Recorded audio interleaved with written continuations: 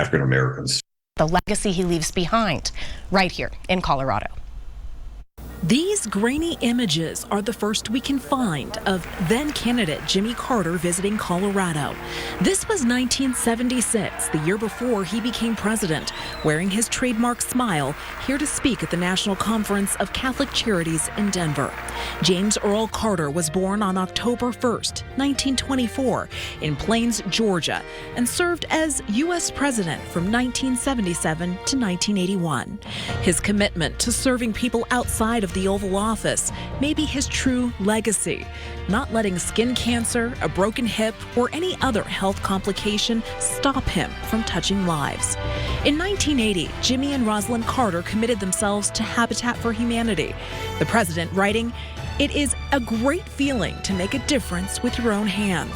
Habitat is an idea that is incredibly timely and urgently needed in many areas of our own country and in much of the rest of the world.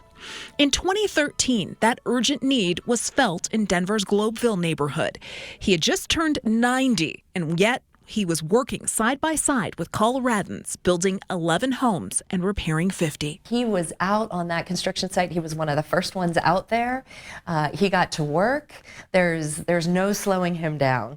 And in fact, you don't want to slow down when you work alongside him, because if you even just take a moment break, he'll give you that look and say, "Do you need another job? Do you need something else to do?" Heather Lafferty, CEO of Habitat for Humanity in Metro Denver, says she spent years working with President Carter, someone she calls a masterful carpenter, a genuine and true leader. He inspires. I mean, just his work ethic, his commitment, his dedication to Habitat.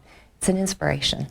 And to have the opportunity to work alongside him, it's one of the highlights of my career, of my life. The 9/11 tragedy also a turning point where Lafferty again saw President Carter's leadership. Teams were gathered watching the unbelievable, and President Carter was right there with just the right words. His call for us to unify, to continue to love one another, to continue to be compassionate with one another, to listen to one another, and to be present for one another. I just remember listening to him and thinking, there is nobody I would rather listen to right now than President Carter. The first thing that comes to my mind is what a good and decent man he was. Dick Lamb was governor of Colorado when Jimmy Carter became president. We got off to a very bad start, and he got off to a bad start with Colorado because he was no sooner in office when he published this list, his so-called hit list of water projects.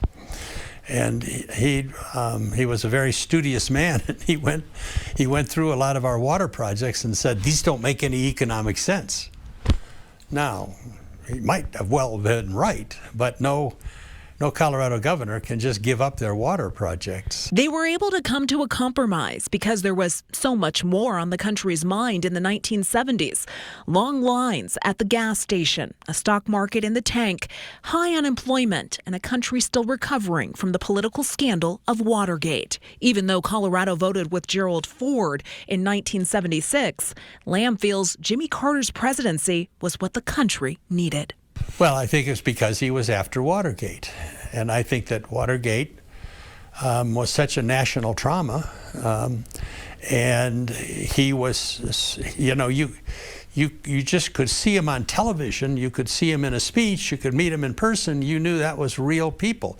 You might say, I disagree with him on this, or that I'm a Republican and I don't really share his politics. But nobody could deny that he was this wonderful human being. A human being who walked the talk, telling an interviewer back in 2014, I'd like to be remembered as someone who was a champion of peace and human rights. Your life is your message, as Gandhi used to say.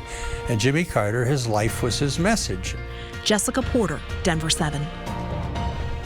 Local leaders sharing their condolences tonight, including Governor Jared Polis, who says in part, he's grateful for former President Carter's leadership, service, and deep dedication to our strong and resilient nation during his time in office and beyond. We'll have much more on Carter and his legacy tonight on Denver 7 News at 10. It's also a Denver 7 Weather Action Day. Another round of snow heading to our mountain towns, making